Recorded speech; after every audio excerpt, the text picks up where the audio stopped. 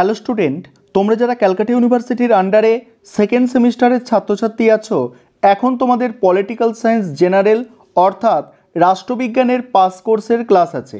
আজকের ক্লাসে তোমাদের গুরুত্বপূর্ণ একটি 15 নম্বরের প্রশ্নের উত্তর নিয়ে আলোচনা করব। প্রশ্নটা হচ্ছে, মুখ্যমন্ত্রীর ক্ষমতা ও কার্যাবলী সম্পর্কে আলোচনা করো। প্রথমে তোমাদের ভূমিকা লিখতে হবে। সেখানে কি লিখবে দেখো, রাজ্যের শাসন বিভাগের প্রধান হলেন রাজ্যপাল। সংবিধানের 154 নম্বর ধারায় বলা হয়েছে, রাজ্যের শাসন সংক্রান্ত সমস্ত ক্ষমতা রাজ্যপালের হাতে থাকবে। তিনি নিজে বা তার কর্মচারীদের সাহায্যে রাজ্যের শাসন কার্য পরিচালনা করবেন, কিন্তু বাস্তবে তার কোনো ক্ষমতা নেই। প্রকৃত শাসক হলেন মন্ত্রিসভা, যার প্রধান হলেন মুখ্যমন্ত্রী। তারপরে কি বলা হচ্ছে দেখো, প্রকৃতপক্ষে মুখ্যমন্ত্রী হলেন রাজ্যের শাসন ব্যবস্থার মূল কেন্দ্রবিন্দু।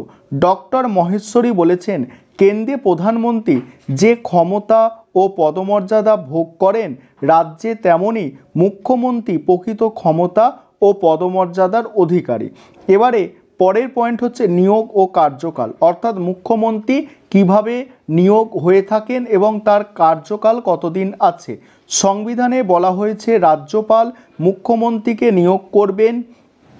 বিধানসভার যে দল সংখ্যাগরিষ্ঠতা পায় সেই দলের নেতাকে মুখ্যমন্ত্রী হিসাবে নিয়োগ করা হয়। তবে এ ব্যাপারে সংবিধানে স্পষ্ট করে কিছু বলা নেই, তাই দেখা গেছে বিধান পরিষদ থেকে মুখ্যমন্ত্রী নিয়োগ করা হয়েছে। যেমন 1952 সালে মাদ্রাস বিধান পরিষদের সদস্য রাজা গোপালাচারীকে মুখ্যমন্ত্রী করা হয়েছিল। মুখ্যমন্ত্রীর কার্যকালের মেয়াদ 5 বছর,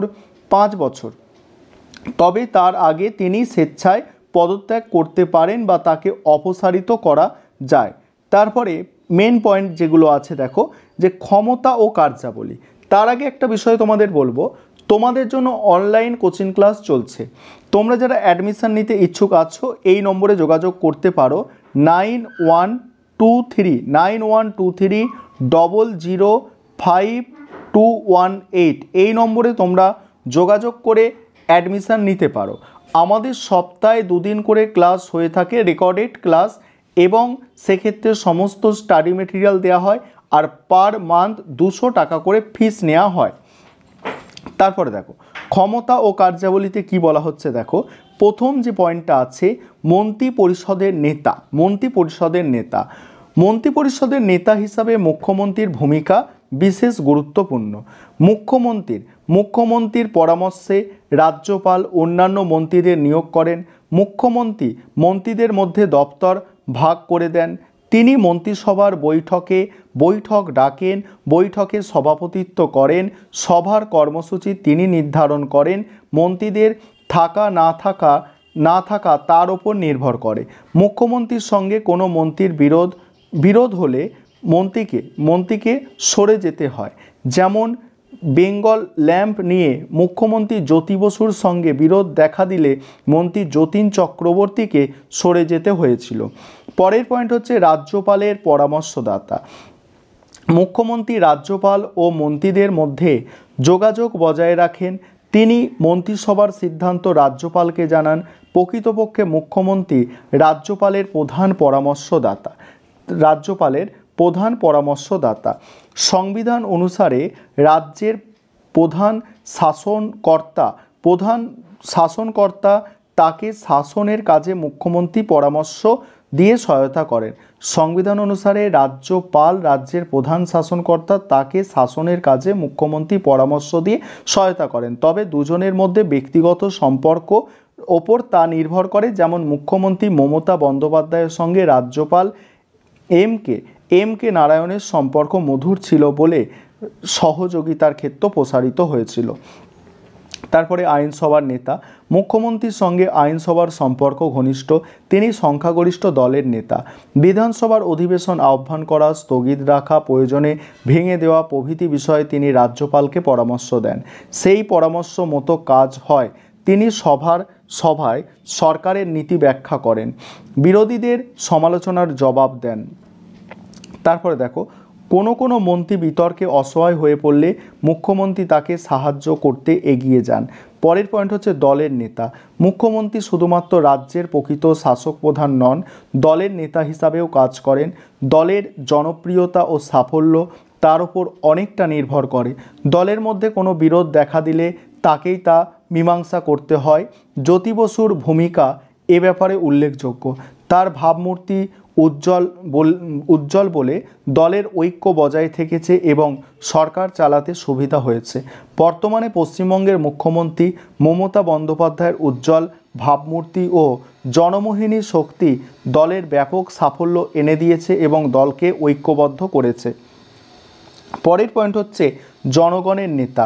সেখানে কি বলা হচ্ছে দেখো, মুখ্যমন্ত্রী হলেন রাজ্যের প্রকৃত শাসক প্রধান, সেদিক থেকে তিনি জনগণের নেতা। রাজ্যের মানুষ রাজ্য সরকার বলতে তাকেই বোঝেন, তাকে ঘিরে আশা আকাঙ্ক্ষা গড়ে ওঠে। পশ্চিমবঙ্গের মুখ্যমন্ত্রী জ্যোতি বসুর ক্ষেত্রে একথা বিশেষভাবে প্রযোজ্য। তাই মুখ্যমন্ত্রী জনগণের সঙ্গে যোগাযোগ রাখতে হয়, মুখ্যমন্ত্রীকে জনগণের সঙ্গে যোগাযোগ রাখতে হয়। মুখ্যমন্ত্রী মমতা বন্দ্যোপাধ্যায় ব্যাপক জনসংযোগ জনসাধারণের মধ্যে বিশেষ প্রভাব সৃষ্টি করেছে। তারপর হচ্ছে পদমর্যাদার মূল্যায়ন। সেখানে কি বলা হচ্ছে দেখো, সুতরাং দেখা যাচ্ছে মুখ্যমন্ত্রী বিশাল ক্ষমতার অধিকারী, রাজ্যপাল নামমাত্র রাজ্যের প্রধান। মুখ্যমন্ত্রীর পরামর্শে তাকে চলতে হয়। সেই দিক থেকে কেউ মুখ্যমন্ত্রীকে রাজ্যের প্রধান চালিকা শক্তি বলে বর্ণনা করেছেন।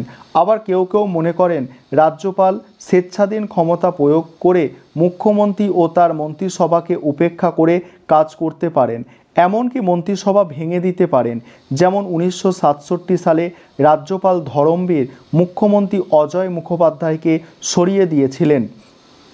তারপরে কি বলা হচ্ছে দেখো, তবে শুধুমাত্র সাংবিধানিক দিক থেকে বিচার করে মুখ্যমন্ত্রীর প্রভাব বা ক্ষমতার পরিধি নির্ধারণ করা যাবে না।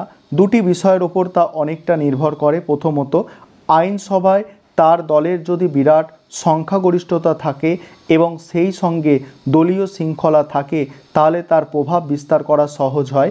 পশ্চিমবঙ্গের বিধানসভায় তৃণমূল কংগ্রেসের বিরাট সংখ্যাগরিষ্ঠতা এবং দলীয় শৃঙ্খলার ফলে মুখ্যমন্ত্রী মমতা বন্দ্যোপাধ্যায়ের প্রভাব বিস্তার করা সহজ হয়েছে।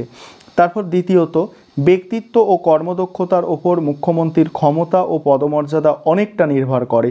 বিধান রায়ের প্রবল ব্যক্তিত্ব ও কর্মদক্ষতা তাকে সাফল্যের শীর্ষে বসিয়েছে। জ্যোতি বসুর ব্যক্তিত্ব তার প্রভাবের পরিধিকে প্রসারিত করেছে। মমতা বন্দ্যোপাধ্যায়ের ব্যক্তিত্ব ও বিস্ময়কর কর্মদক্ষতা তার প্রভাব এক্ষেত্রে প্রসারিত করেছে বিশেষ। এই ছিল তোমাদের আজকের ক্লাস।